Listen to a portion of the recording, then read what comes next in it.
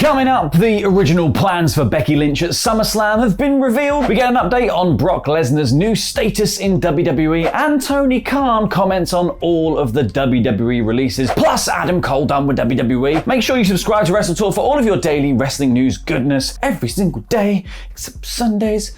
But then we'll do list on Sundays now, so also on Sundays. So make sure you subscribe to WrestleTalk for all of your daily wrestling news goodness. Support WrestleTalk! Having had a week-ish to kind of mull it over, I think SummerSlam was a pretty weird show overall, with some good matches nestled in amongst a whole bunch of bizarre decisions, overlong water gun interludes, and returns that had the reverse effect of what was intended. And it's those returns that are causing even more issues than just how annoying the entire Becky thing was. Why would you beat Bianca Belair at SummerSlam? Because both Brock Lesnar and Becky Lynch returned to WWE after time away. Becky, with the good hair, controversially squashed Bianca Belair to pick up the SmackDown Women's Championship, and Brocky with the weird hair, Brocky, look at it, it's really weird, closed the show with a confrontation with Roman Reigns, suggesting that he too will also be joining the blue brand. And this blue brandedness has reportedly caused some friction with WWE's other network partners, the ones who carry ugly bastard child of WWE, Raw. Because according to Andrew Zarian on the McMahon podcast, there's a little bit of an issue with NBC and the USA guys, and the fact that this SmackDown roster is really stacked now. Now, considering the reports of channel frustrations and interventions that have been floating around for a while now, this is all quite believable news and something WWE are likely going to have to sort out come the draft in October. But until then, Raw is the unloved child of WWE. Scrub the floors, Raw. Scrub the floors, Cinderella Raw. I mean, Karrion Kross looks like he loves taking orders, so maybe he'll do it. Gimp. But with that shift still over a month away, people can't help but wonder what WWE are going to do with all their returning stars in the meantime. In the case of Brock Lesnar, it's been reported by PW Insider that the Beast of Roadhouse will be on the babyface side of the SmackDown roster moving forward. Roadhouse. This is the first time that Brock has been face in WWE since the early 2000s, and they sold that by having him attack John Cena after SummerSlam went off the air, laying out Big Match John with an F5. I think they've forgotten how to book a wrestling. I think they've really forgotten how...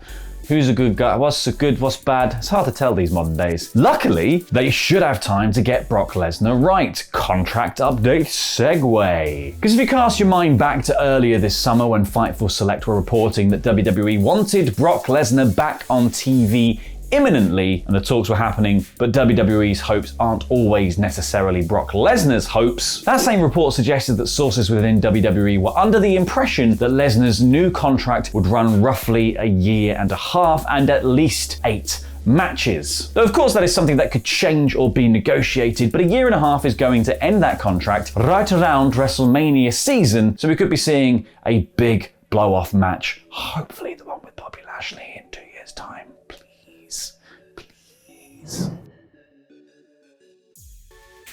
Now, we mentioned it briefly earlier, but Becky Lynch's SummerSlam return, ultimately, it left a lot to be desired. Because WWE did that brilliant thing where they teased the thing that everyone wants to see, which is Bianca Belair versus Becky Lynch, and then they swerved us by doing it really badly. Really badly. Because what you want to do is you want to tease that you're not going to do it, and then you swerve us, and you do it well, and we're all going, holy shit, and you can't even make the argument that they were just running out of time, because Ms. Morrison had a good 5 minutes to fall over while being squirted with water.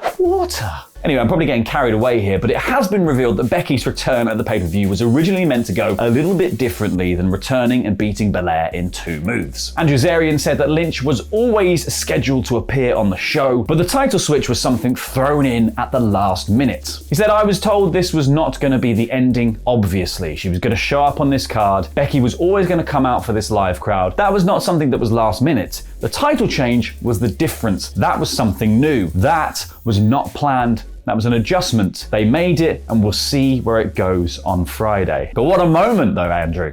Huh? What a moment. What's a moment? And as reported earlier this week, Becky is set to be working heel when she joins SmackDown. So here's hoping that she brings at least, I don't know, some of that weird heat with her from when this whole thing was sort of worth it in some way. Speaking of weird heat, I feel that is what Tony Khan over at AEW has with Vince McMahon, a sort of will they, won't they, love-hate kind of thing. I respect you, but I'll take all your talent. And in a recent interview with Le Batard and Friends podcast, the AEW president made it clear that he has a lot to learn from Vince. Admittedly, some of it is what not to do. Tony Khan said, he does care. I read a lot of books about Vince. I've never met Vince. There was a time when he was building his company in the 80s. I've tried to undertake a similar amount of work in terms of shouldering a ton of responsibility and taking a ton of one-on-one meetings. You hear about Vince going to convince Hulk Hogan, going to convince individual people to come in and work for the WWF, convincing a sponsor to come in. Vince was taking all of those meetings and all of this responsibility, and he was a similar age to me,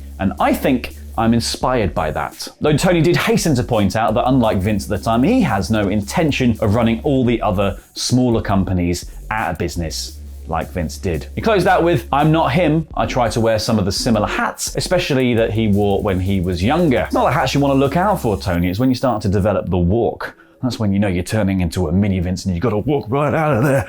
Tony also commented on WWE's recent habit of releasing loads of lovely wrestlers for AEW to sign, saying he thinks it's all about profitability. The dirty word. Saying they've chosen to try to maximize their profit margins by letting talent go to reduce the amount of cost they have due to talent. And he said, I think I can put them over and give them some credit here because they can't keep every wrestler under their thumb. They just couldn't do it. And sign a lot of people though, AEW, trying to keep a lot of people under your thumb.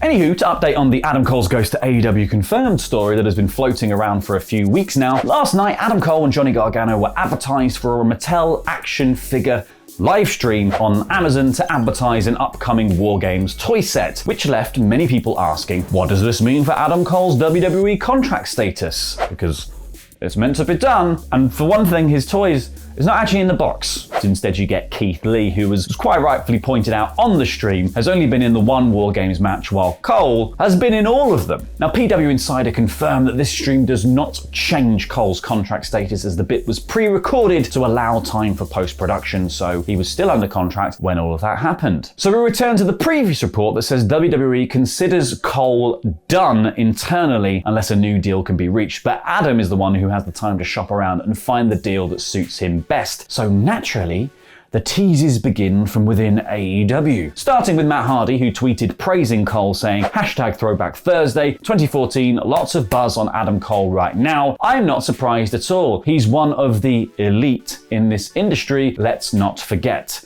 The #Kingmaker Big Money Matt was his original mentor in Ring of Honor. Of course, he's gonna be a rock star. Meanwhile, Kenny Omega posted a picture of himself in a Ghostbusters jumpsuit saying, when I used to bust some ghosts. Ooh, the spectre of Adam Cole really is looming. The running joke on being the elite, of course, being that Adam Cole is dead. When there's an Adam Cole in your neighborhood, who you gonna call?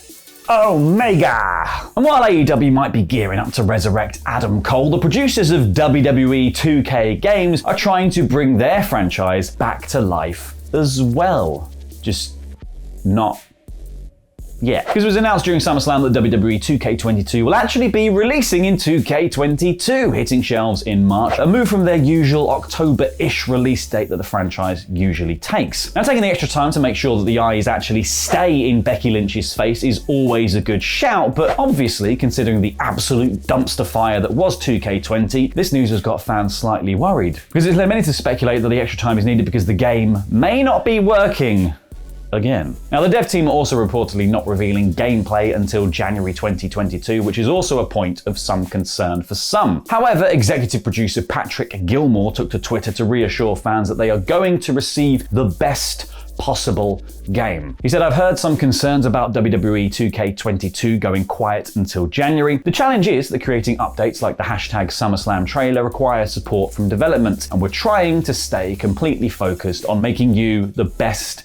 game possible, which is good news because the 2K20 team clearly barely focused on making a game. Instead, it was just sort of an abstracted jumble of polygons bouncing around the ring that you just had to look at and go, what? And that might sound harsh, but I've given that game more love and attention than just about anyone. Me and housemate Simon played that every single day on stream, and it was torture, so I have earned the right to crap on it. Anyway, happy Friday. Happy Friday. I tell you what they should call it. Quantum Pete.